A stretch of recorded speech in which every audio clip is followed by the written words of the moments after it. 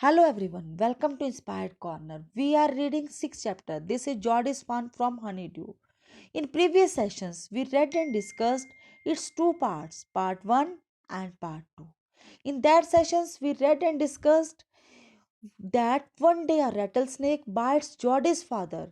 In order to save him, he kills a doe so he could use the heart and liver to draw out the poison. He saves his father, but unfortunately, the fawn is left all alone.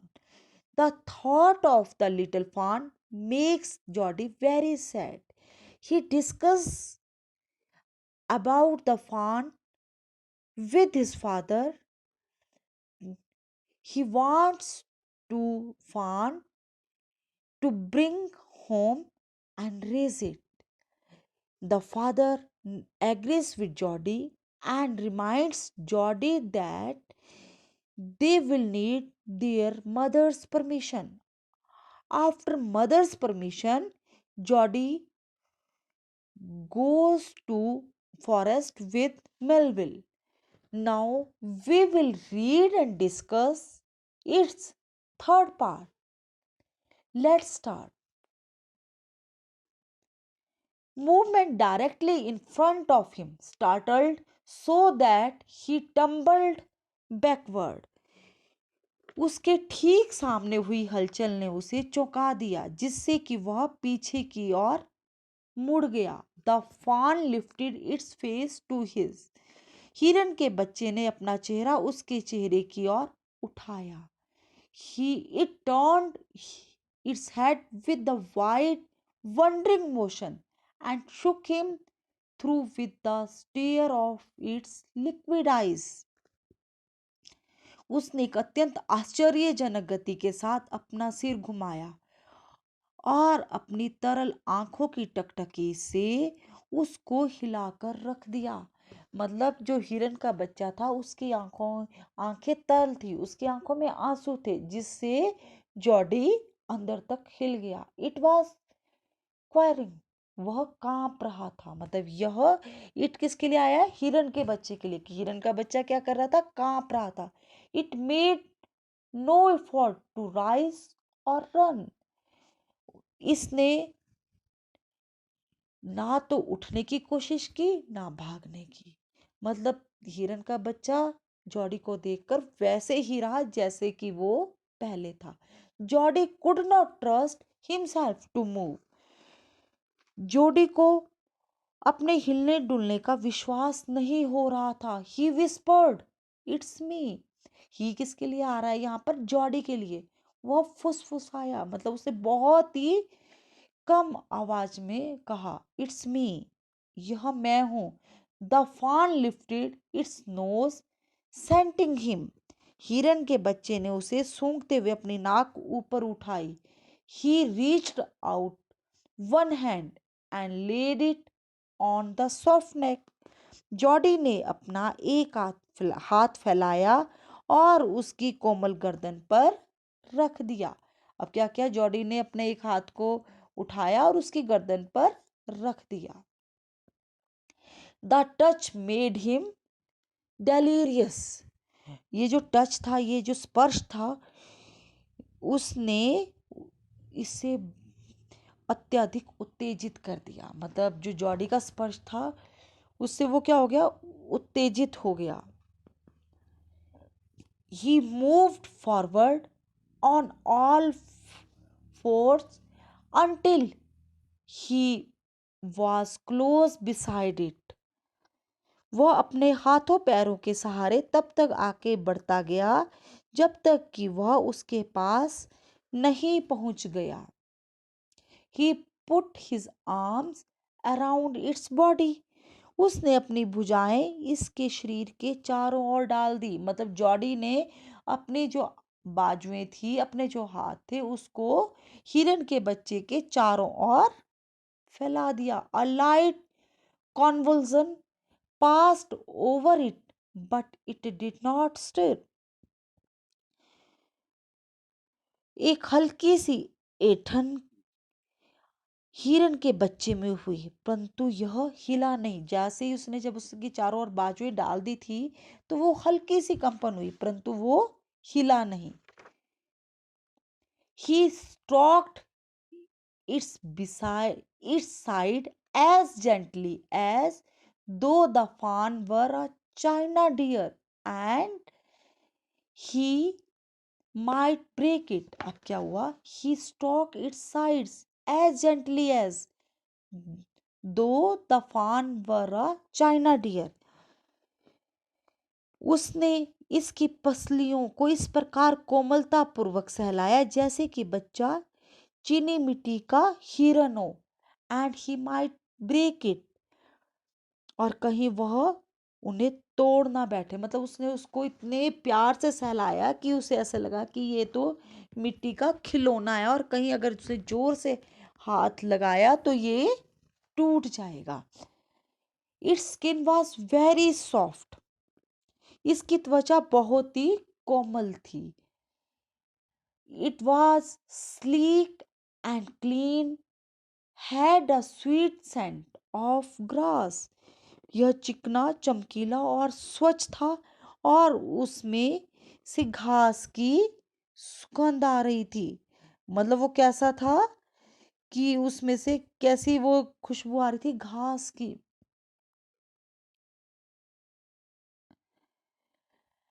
He rose slowly and lifted the fawn from the ground.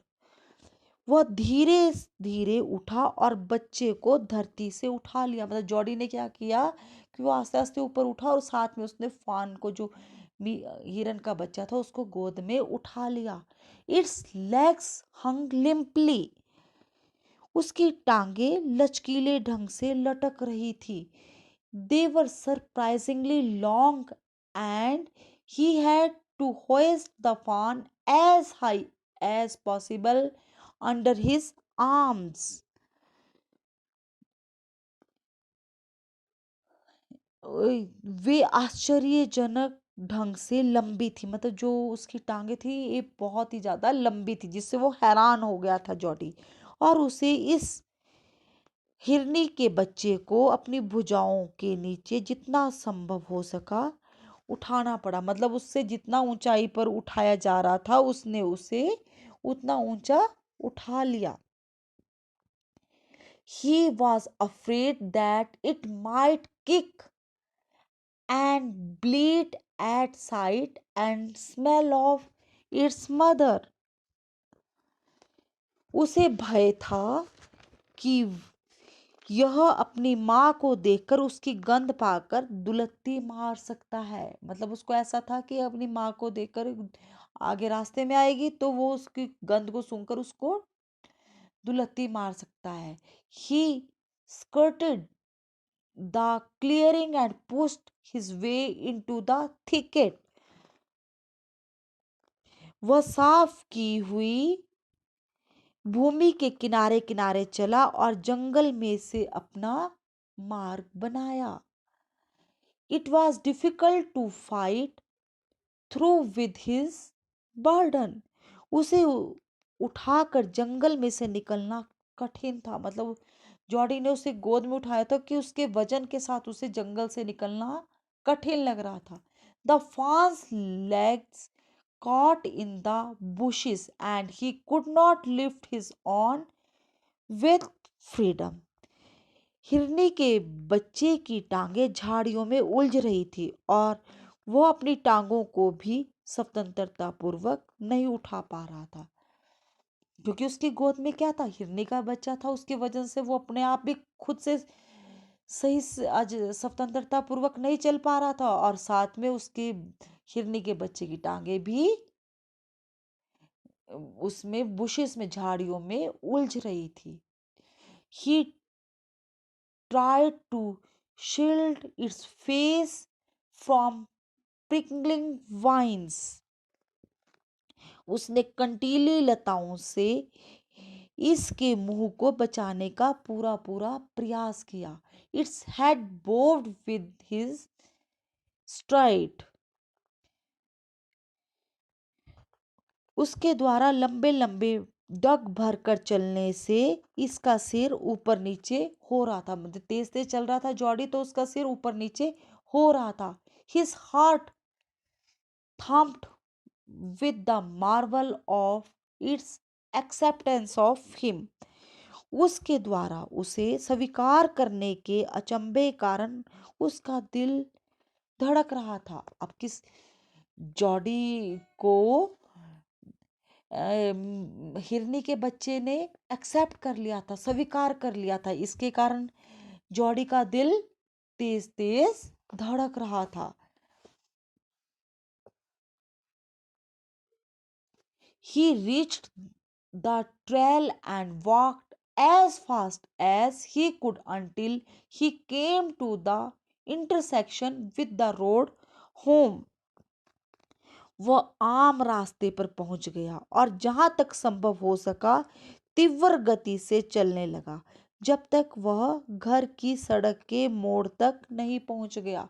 मतलब वो आम रास्ते पर पहुंचा, वो जंगल से निकल के आ गया, फिर वो अपने घर की सड़क तरफ, जो सड़क मुड़ने वाली थी वहां तक पहुंच तेजी से चलकर पहुंच गया। He stop to rest and set the fawn down on its dangling legs. वह आराम करने के लिए रुका और हिरनी के बच्चे को इसकी लटकती हुई टांगों पर नीचे टिका दिया। अब वो थक गया था, तो वो क्या किया, उसने वहां रुका आराम करने के लिए और उसे खड़ा कर दिया। It wayward on them. और वह अपनी टांगों पर आगे पीछे हिला। जो हिरनी का बच्चा था वो अपनी टांगों पर वेवर्ड मतलब आगे पीछे हिला। It looked at him and ब्लिटेड।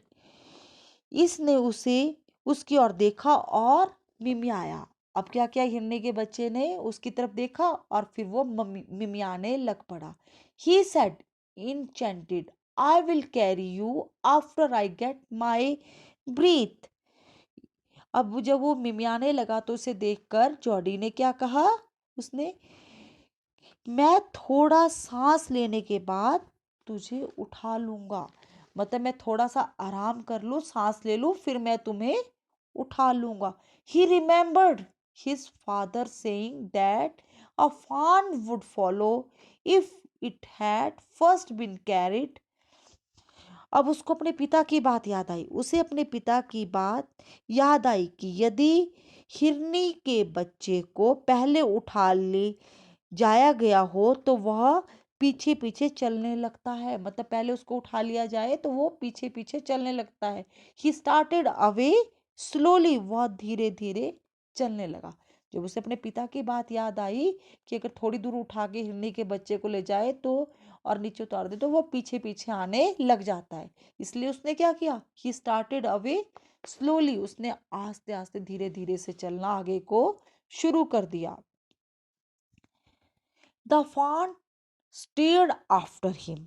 जब वो आगे चलने लगा तो क्या हुआ, हिरनी का बच्चा उसे टकटकी एक टक देखने लगा। He came back to it and stalked it and walked away again. अब जॉडी उसके पास वापस लौट आया और उसने इसे थपथपाया और फिर से वो चलने लग पड़ा।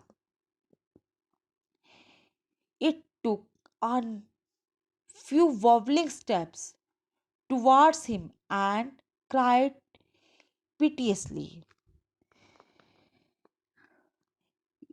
इसने उसकी ओर थोड़े से लड़खड़ाते हुए डग भरे और दीनतापूर्वक चिल्लाया। अब क्या हुआ कि जो हिरनी का बच्चा था उसने थोड़े से कदम तो बढ़े आगे चले पर दीनतापूर्वक चिल्ला मिमियाया। It was willing to follow him. यह उसका अनुसरण करना चाहता था, मतलब उसके पीछे चलना चाहता था। It belong to him. यह उससे संबंध बना चुका था। It was his own. यह उसका अपना था।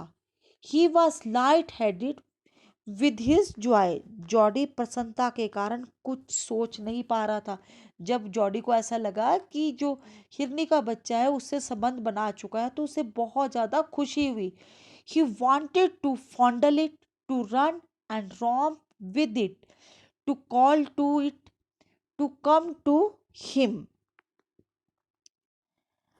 अब क्या करा, he wanted to fondle it, वह इससे लाड लड़ाना चाहता था, प्यार करना चाहता था। To run and romp with it, इसके साथ दौड़ना और खेलना चाहता था। To call to it to come to him, वो इसे अपने साथ आने के लिए पुकारना चाहता था।